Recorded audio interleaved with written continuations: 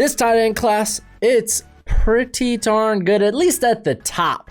And we'll get to the top in a minute, man. I'm spazzing out. I'm in love with number one. You already know who number one is. If you don't, you should already. But I'm going to give you my top 10 tight end prospects for the 2021 NFL draft. If you want to see my full rankings, you go to ftfn.com. It's the link in the description. It's also the pinned comment. You got a question about somebody? Go check there first. They're not on that list. Come back to me in the comments section. But, what's crack-a-lackin'? It's your boy Baroshmo, just in case you did not know, so go ahead, become a bro and subscribe. Leave that thumbs up if you enjoy the video. It really helps the channel out a ton, and you're going to hear it again in the middle of the video, so just do it now so you can skip that part. Thank you. Much obliged. Also, man, if you don't have the Flick Sports app, go ahead and download that sucker. I am on there at the Never Too Early Draft group. It's basically sports Discord. We just talk about NFL draft prospects, news, and stuff like that. It's real fun. If you want to go interact with me on that, go ahead and do that. It's also in the link in the description below. But yeah, wow, this tight end class, it's got some names, but they get much better at the top. That's typically how these rankings work, right? So let's go ahead. Let's dive in. We're gonna start with Doug Peterson's boy, Josh Peterson out of Louisiana Monroe. He's a prospect that I really liked in 2019, and he's kind of fallen down my board a little bit just because he just hasn't played a bit the same this season. It's not like this guy has like elite traits, elite speed, or anything like that, and also he could probably stand to gain a few pounds. But I mean, he was a very good chain mover. This guy, he had a knack for the big play, and you saw that in that Florida State game last season, and it just hasn't been the same. He's been pretty quiet this year, so I went ahead, I dropped him a bit. I put a 6th round grade on him. Quinton Morris out of Bowling Green. Oh my gosh, Bowling Green, the Falcons, they're here. This guy I actually really like, and he's kind of a dark horse for me. I don't know where he will actually land, but he's dark horse for me because obviously the conference he plays in, but he's dominated the MAC, dude. He is so good over the last 2 seasons. He's had 97 receptions for 1,165 yards and 11 touchdowns. The guy's very strong at the catch point. He's got pretty good size. He plays with very good athleticism. The one area I do want to see get better, if we're talking about in the receiving aspect, is yards after the catch, yards after contact. But other than that, I think this is a guy you really need to keep your eye on going into this. And then Jake Ferguson out of Wisconsin, come in here at 8. Solid run blocker, considering, he plays for Wisconsin. You have to be a good run blocker. That team loves to just run it down teams' throats. But he's got some solid receiving ability as well. He plays very physical, and he's very good after the catch. But at the same time, he's a very limited athlete. Honestly, I probably see this guy maybe just being a tight end 2 at the next level. But we'll see. He might run a 4.8 at best. That's the thing, that he's slow. So he's not really going to be the difference maker in your at the tight end position that all these NFL teams are now looking for. And then Luke Farrell out of Ohio State. He is a bit of a projection. Him and his teammate Ruckett are a bit of projections at this point just because of sample size. They don't have a large sample size. But Farrell, he's got great size and athleticism, and like I said, man, he's only seen 29 career catches. He doesn't run a good route tree because for a tight end because they're just not asked to there in Ohio State's scheme. But again, size, athleticism, 6'6", 250. I'm willing to maybe bet on those. Maybe he has a strong offseason process, but I'm going to keep him here in this 8 to 10 area. Well, I guess 7 to 10. And then Charlie Collar out of Iowa State, man. This kid, very bright, very smart, good head on his shoulders. He was an academic All-American nominee in 2019. You really see that on the field as well. He doesn't have the speed of some of these other guys in this draft class, but he's a very savvy route runner. He wins all the routes you want to see from a tight end, crossers and such. But what I like about him is that huge catch radius. Again, you're not working with the guy that's too good after the catch, so he might, fall into that tight end 2 type of conversation. But I mean, he takes what he's given. He's pretty good at that, and I mean, I'm glad to see him returning. Like, you could see Brock Purdy was we all could talk about Brock Purdy's struggles this season, but it's good to see him Collier return after missing the beginning of the season. And then before we get into the top 5, go ahead, become a bro and subscribe. Leave that thumbs up if you enjoyed the video. It helps it out a ton.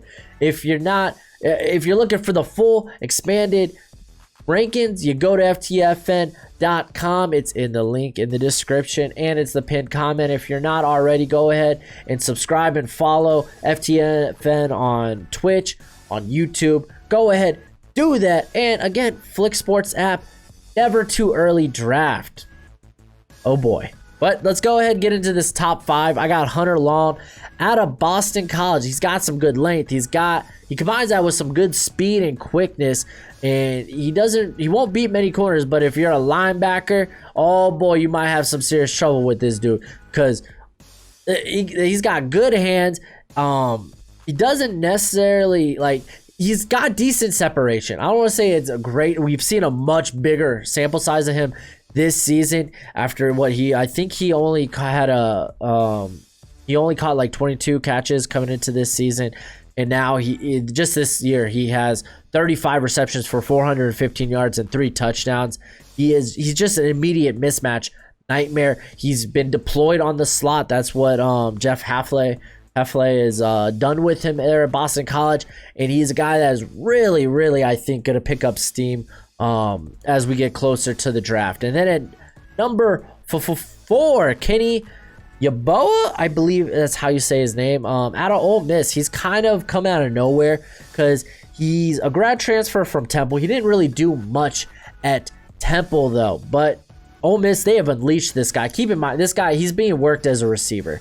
I mean, he has 15 receptions this year for 355 yards, 4 touchdowns. He's not seeing much inline work. So we're talking about like an Evan Ingram type, because Evan Ingram, he didn't really work much in line when he was there at Ole Miss, coincidentally. But you really like this guy. He's got some legit wheels on him. He's got very good body control. And again, you're going to question maybe the lack of play strength because he doesn't take snaps in line, but you really love this guy as a potential weapon. He's really, really made a name for himself this season thus far.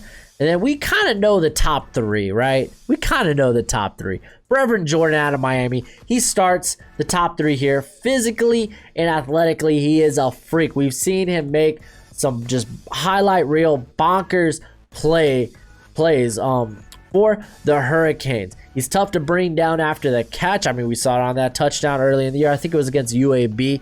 And most people will say his pass production was hindered more so because of bad quarterback play.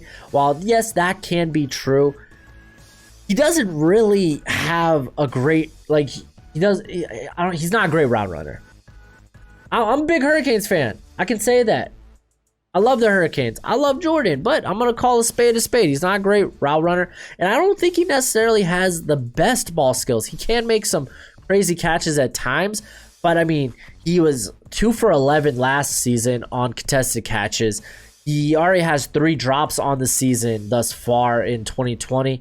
So there are issues, but you do love the upside that you're getting with Reverend Jordan. And then Pat Freiermuth out of Penn State. I got a first round grade on him and the next guy, which if you don't know who the next guy is, shame on you. Shame. But Freiermuth, he spent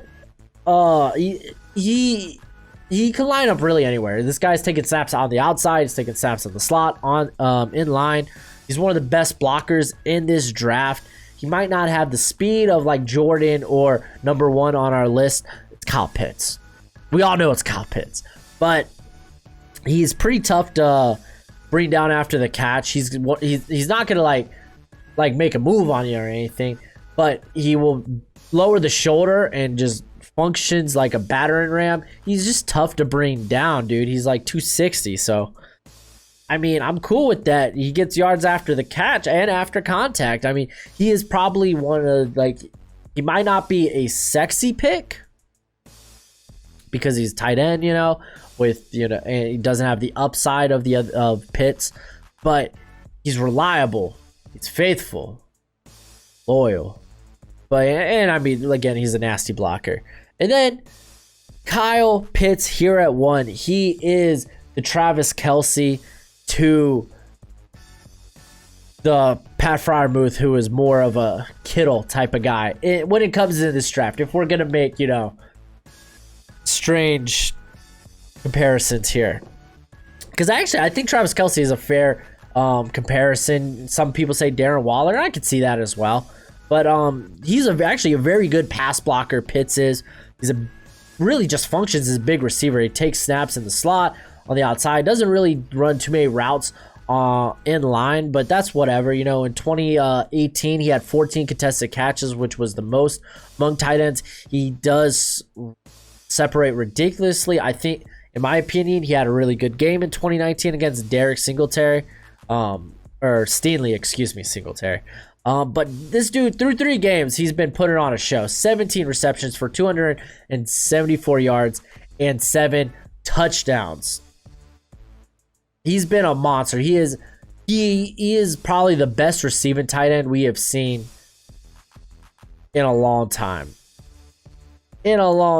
From college football. So, to me, this guy's a top 10 pick. I don't see any reason. Matter of fact, I had it in here that I put him at top 15, but nah, screw that, dude. I think he could be a top... If TJ Hawkinson could be a top 10 pick, Kyle Pitts could be a top 10 pick. He is a weapon that any team would love in this NFL, in this copycat league where they see success elsewhere and they try to make that translate for their roster. We see it with the Saints. Well, you think Jalen Hurts was going to the Eagles to replace Wentz? I know you might think that early in the season after Wentz's, you know, questionable play, but Hurts was there to be a weapon out of the backfield, not necessarily a quarterback. But, I mean, the guy's got a pretty good arm, too, so much better Taysom Hill.